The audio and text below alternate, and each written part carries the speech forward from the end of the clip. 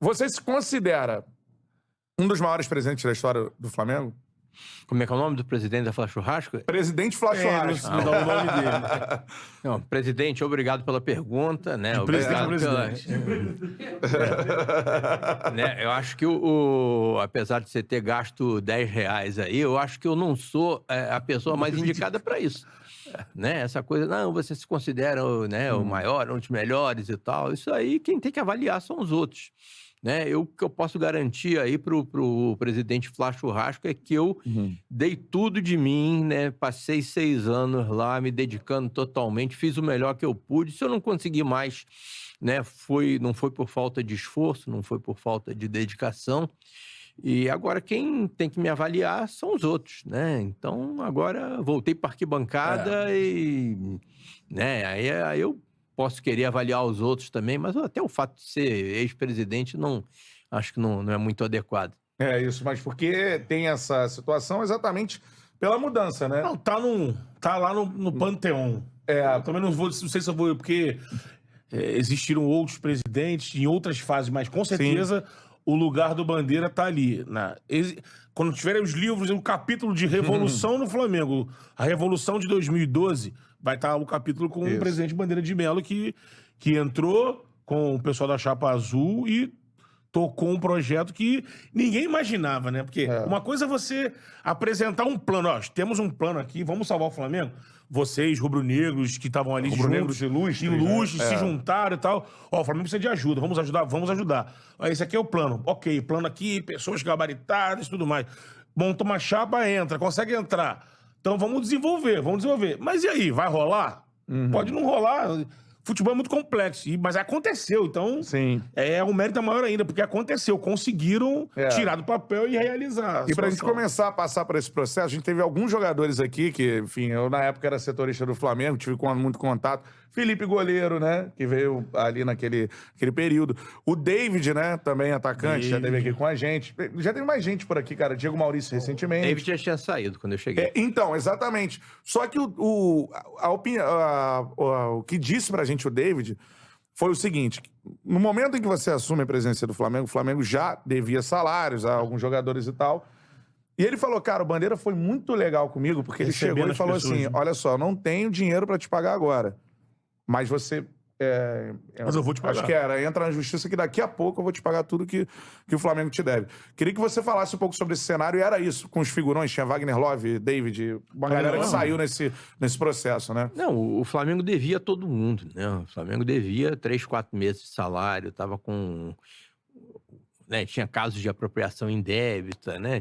O Flamengo tinha conseguido aquele parcelamento da Time Mania, não honrou o parcelamento, né? Então, por isso que, né, as pessoas citam muito aquele meu discurso de posse, né? Que foi um discurso que foi até modificado para ficar mais grave ainda no próprio dia da posse, porque à tarde, a posse foi à noite, à tarde eu tive uma reunião na Procuradoria-Geral da Fazenda Nacional, né, ali na Avenida Presidente Antônio Carlos, né, e tive, assim, a consciência de que a encrenca era muito maior do que a gente imaginava. Era maior do que vocês imaginavam? Aí, na época, até a gente estava para receber uns valores lá do contrato da Adidas, né, e aí que eu cheguei lá pro procurador, falei, ó, nós vamos receber e era um valor que a gente estava imaginando, quem sabe, né, usar para reforçar o time de futebol. Quando eu vi aquilo ali, eu cheguei para ele, ó, vai entrar um valor aqui, eu não me lembro exatamente quanto é que era, 6 milhões, 5, 6 milhões e tal. Esse dinheiro vem todo para cá. Não paga toda a nossa dívida, mas pelo menos vocês saberem que daqui para frente vocês estão falando com pessoas sérias. Né? E efetivamente o dinheiro entrou e foi todo para lá. Né? E o meu discurso de posse foi exatamente em cima disso. Né? O Flamengo é um clube que tem 40 milhões de torcedores, boa parte deles pessoas humildes, muitas crianças e tal, pessoas que têm no futebol o seu principal ponto de relação, de contato com a realidade. Né? Então o Flamengo tem que dar exemplo para essas crianças, para essas pessoas. Né? E hoje o exemplo que nós estamos dando, eu estou falando na época, está exatamente o contrário. O Flamengo é um clube que é tido como mal pagador, que não cumpre seus compromissos, né? Tá sempre aí nas páginas esportivas, quando o Flamengo pagava o mês de novembro, já era março do mês seguinte, do ano seguinte. Né? Então, é aquela coisa, né? Eu tinha trabalhado numa empresa por mais de 30 anos que nunca atrasou meu salário nem 15 minutos. Né? Então, pagamento de salário não pode ser notícia de jornal. Né? Deu o 5º dia útil do mês seguinte e tal, você tem que pagar o salário. Isso não é notícia. Né? Então, o que acontecia? Esses jogadores, aí você citou o Felipe, né? Tinha o Love, o David. Tinha o Wagner Love, né? Felipe, Léo Moura, né? Isso. Tinha jogadores que eu só conhecia eu lá de cima da arquibancada, né? Eles entravam em campo, né? E começava Felipe, Léo Moura. E aí, de repente, eu tava lá no Ninho do Urubu, na época que ainda era um barracão cercado de lama por todos os lados, né? E olhando para eles, né? Meus ídolos, né? E eu devendo 3, 4 meses de salário para eles. Né?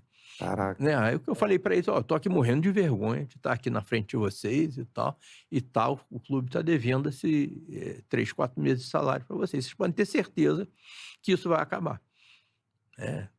Pode demorar um pouquinho e tal, né? Mas isso vai acabar e a data de pagamento do salário do Flamengo nunca mais vai ser notícia. E efetivamente nunca mais vai ser notícia. Né? Nunca, verdade. Né? A partir de meados de 2013, né? Você como repórter nunca mais deu a notícia, não, o Flamengo pagou 2 meses atrás. Não. Né? Passou a ser um dado do problema.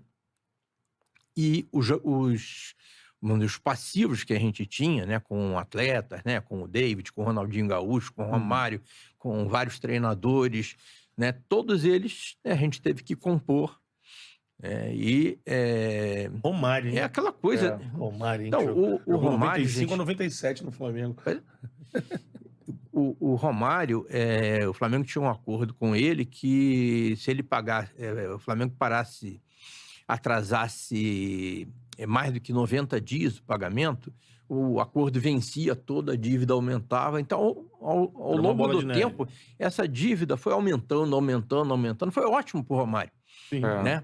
Mas só que a partir do momento que a gente entrou, nós vamos pagar assim, assim, assado, e pagamos assim. Isso não tem mistério nenhum. Você fazer uma previsão de fluxo de caixa, né? Não tem, né? Não, vamos planejar o pagamento da dívida. Não, dívida você não planeja, você paga, né? E aí pagamos de acordo com as nossas disponibilidades. E aí foi aí que acabou essa farra, né? Vamos dizer, desses passivos relativos a antigos jogadores, treinadores e tal. Aí eu passei até a viver assim, situações que eu não imaginava, né? Por exemplo, né, o empresário que cuidava da questão da logística de viagem do Flamengo, né? Era o outro que também o Flamengo devia. Tinha um caminhão de dinheiro para ele. Né? Cara, dívida por todos os lados, assim. Aí o nosso diretor financeiro chamou ele e disse, estamos devendo isso e tal, nós vamos pagar em, sei lá, em 10 vezes, em 20 vezes e tal, seja o que for e tal, e daqui para frente a gente vai pagar em dia. Tá bom. Ele já tinha ouvido essa conversa várias vezes, nunca ninguém cumpriu, né? Aí, em determinado momento, aí, ele me procura para me agradecer, dizendo, presidente, eu queria te agradecer muito. Eu falei, mas por quê? Não, porque o Flamengo, né, estabeleceu aqui um acordo comigo e está cumprindo. Eu falei, pô... né? Uma vez eu estava na hora do almoço andando ali perto da piscina e tal, veio uma professora de natação do Flamengo me agradecia também. Eu falei, professor... aliás, professora era ela, né? Mas...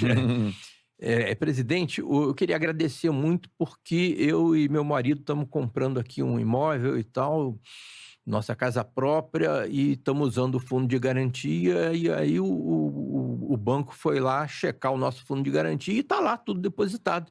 Ela me agradecendo isso, né? Quem está acostumado com uma outra realidade, né? Você vê como é que é importante, como é que foi importante para o Flamengo esse tipo de coisa. Ainda que para fazer isso a gente tivesse que sofrer. Isso. Foi o que eu disse no discurso de posse.